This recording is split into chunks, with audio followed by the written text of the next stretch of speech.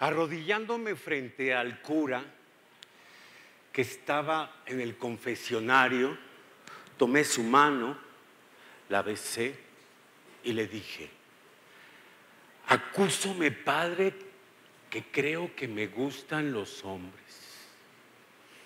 Después de un silencio casi eterno, que era acompañado por el sonido de aquel mueble de madera donde obligadamente cada viernes primero me confesaba de mis pecados, incorporándose el sacerdote, provocando no solamente el rechinido de aquel mueble, sino de sus zapatos, de sus enormes zapatos, a los cuales yo no perdía de vista debido a la posición en la que me encontraba. Me dice: ¿qué es lo que dices, jovencito? Pensando que me golpearía ya con lágrimas en los ojos, pensando que me iba a descontar de una bofetada, continué: Pues creo que soy maricón, Padre. Poniéndome la mano en el hombro, me dice: ¿estás seguro, hijo? Pues sí. Volteo a ver más a los niños que a las niñas. No es posible. Tomándome de la mano, me levantó, me llevó por aquella iglesia en construcción, por aquellos espacios de esa iglesia en construcción, entre algunos albañiles, algunos feligreses, llevándome hasta atrás del altar mayor, tal vez la sacristía. ¡Hijo de puta! ¡Hijo de puta, cabrón! Me violó. Me violó. Me violó. Y es así como tuve mi primera experiencia sexual. 1966, tal vez octubre, antes de cumplir los 11 años. Siempre pensé que yo lo seduje. Siempre pensé que fue mi manera de atraerlo. Tal vez él me gustaba. El culpable siempre fui yo. Avergonzado, muy avergonzado, regresé a mi casa.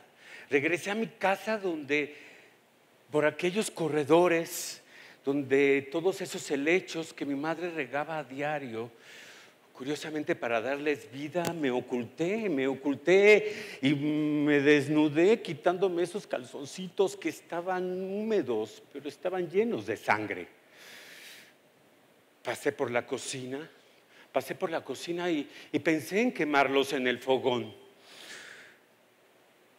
Pero ¿y si mi madre me cachaba? No, había que ir más allá, había que ir atrás del corral donde estaban los lavaderos, donde los enjuagué. Pude enjuagar esta prenda, pero no enjuagué mi alma. Y regresé a esconderlos al colchón de mi cama. Silencio, silencio, un silencio eterno que tal vez, ahora recuerdo, era interrumpido por las campanadas del templo que estaba junto de mi casa. Ese silencio lo rompo hoy. Ese silencio lo rompo para hablar con seguridad acerca de sexualidad y de amor. La diferencia que tenemos los seres humanos con los animales es que nosotros le debemos de meter el cerebro, el alma y el corazón para hacernos distintos a los animales. Pero somos naturalmente sexuales. No podemos negar, no podemos castrar esa parte tan importante. Si esto ocurre, esto se vuelve enfermizo. Esto no es natural. La sexualidad individual debiera ser asumida. Debiera ser asumida primero con la educación y la información precisa. ¿Qué educación y qué información precisa? para así poder ejercer con responsabilidad nuestra sexualidad. Porque la realidad que vivimos es otra. La vivimos con prejuicios sociales, con cuadraturas morales, con la imposición de algunas religiones que lo único que nos hacen es la represión. La represión que lo único que nos lleva es a la consecuente infelicidad, a engañarnos a nosotros mismos y por lo tanto a los demás. Recuerdo mi primera relación, 6, 7 años después de esto, que yo me atreví a tener esa relación, a una relación con un hombre que lo amaba y tenía sexo con él. 6, 7 años en el que me enamoré, pero él me dice, ¿sabes qué? Tú y yo no podemos continuar así. Esto es anormal. Esto no puede seguir. Tú tienes que buscar una mujer y yo ya encontré a esa mujer. Este dolor otra vez, después de haberme atrevido a amar a alguien de mi propio sexo. A los 28 años fue así cuando decidí, en mi búsqueda, la búsqueda de mí, venirme a vivir al Distrito Federal, donde topándome con la homosexualidad,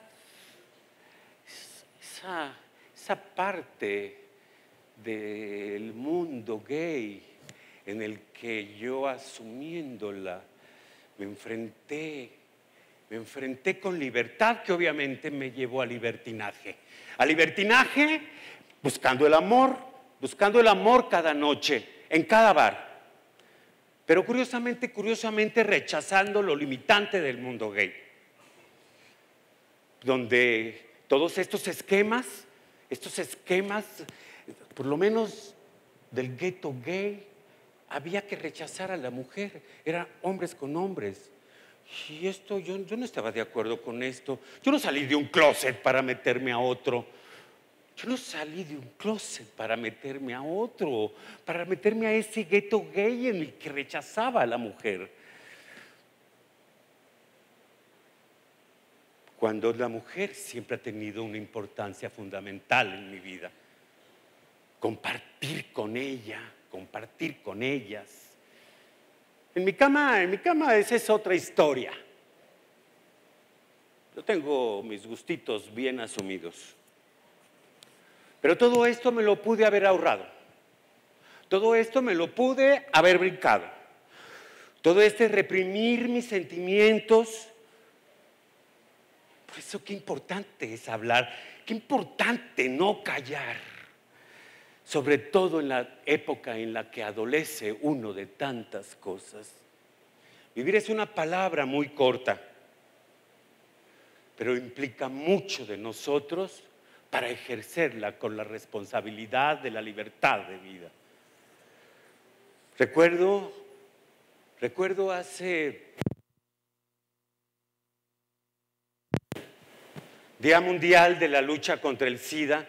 Me llamó la tía de Luisito para decirme, señor Cordero, necesito que venga a ver a mi sobrino porque no se quiere medicar. ¿Pero qué le pasa? No se quiere medicar, véngalo a ver por favor.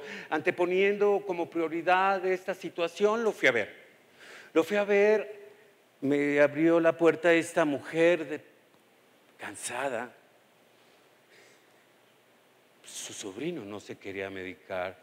Sus padres lo habían rechazado a Luisito.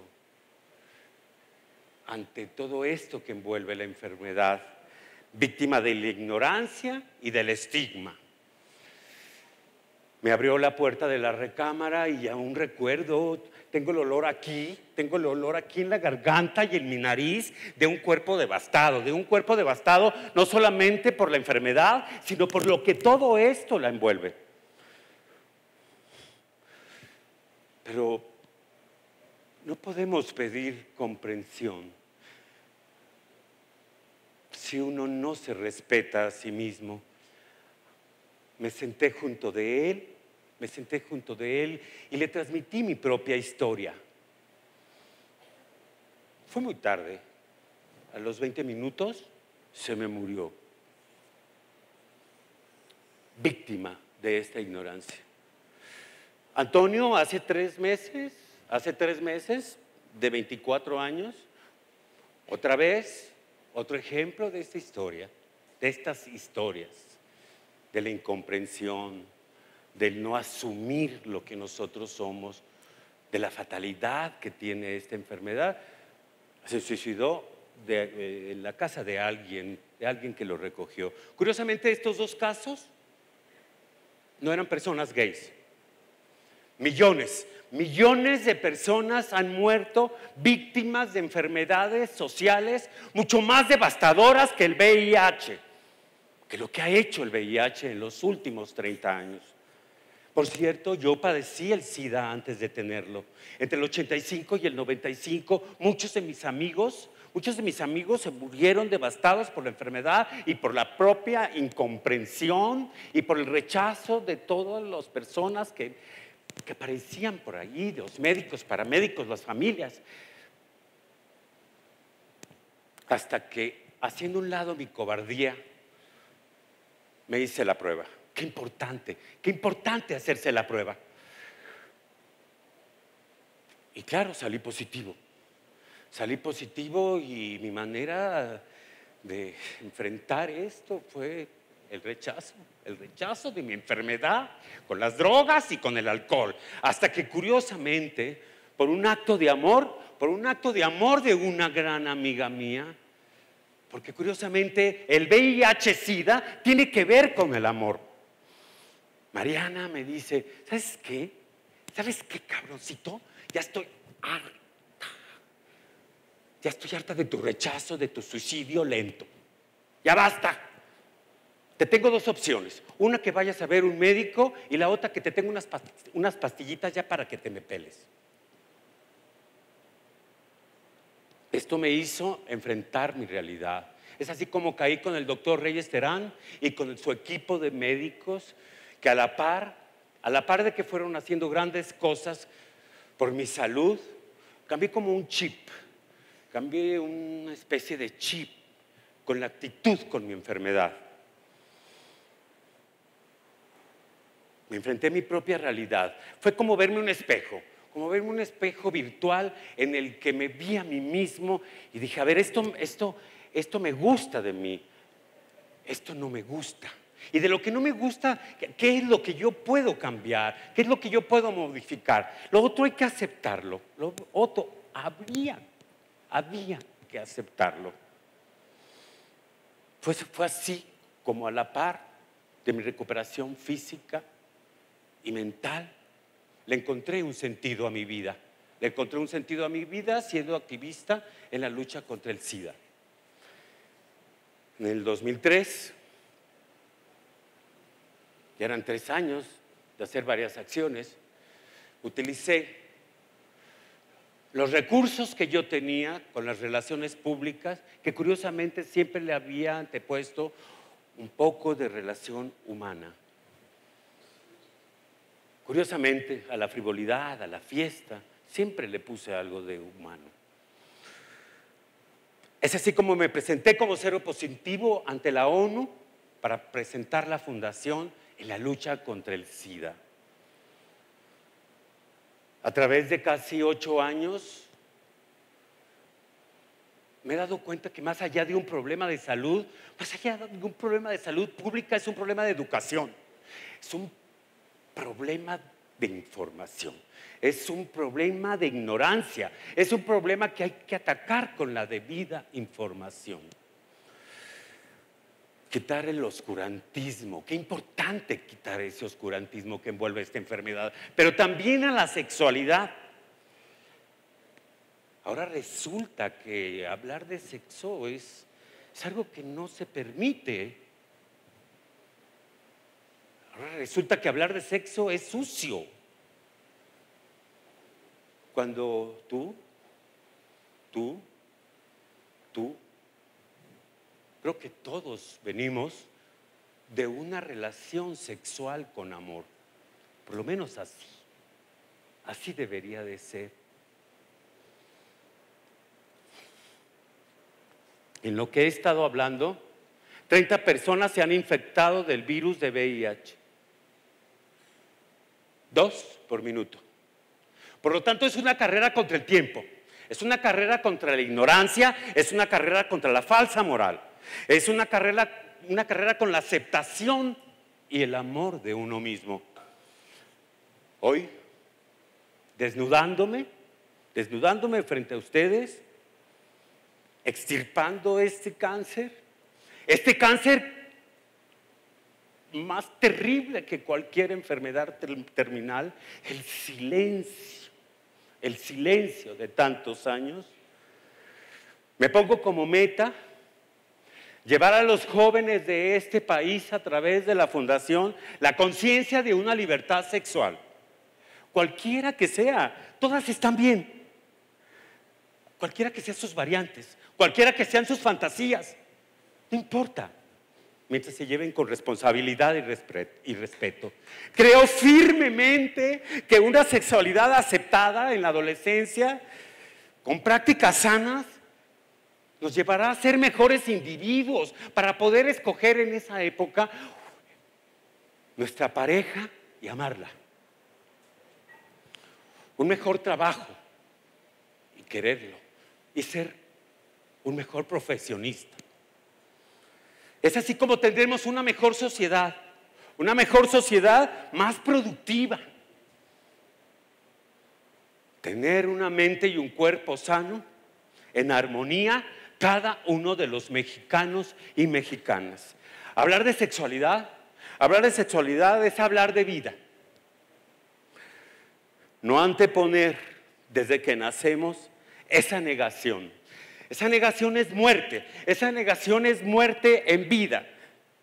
Ya basta de hablar de muerte en este país. Hablemos de vida. Hoy quiero aprovechar este foro, gracias Ted, para hablar de vida. Quiero hablar de sexualidad, quiero hablar de vida, quiero hablar de sexualidad asumida y responsable y respetuosa. Y es así como tal vez, aparte de apreciar nuestro cuerpito y disfrutarlo y disfrutar el cuerpo de los demás, podamos encontrar el amor. Al final de cuentas, es el único fin que creo que es por lo que todos estamos aquí en esta vida.